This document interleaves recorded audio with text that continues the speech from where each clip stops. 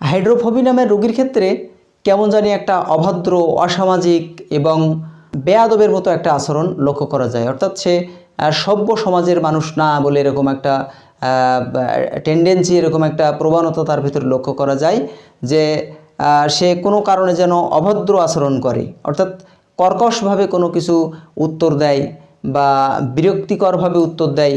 এক কথায় সে অসামাজিক একটা আচরণ করে, হ্যাঁ, অপ্রিয় একটা আচরণ করে, যেটা হচ্ছে হার্সনেস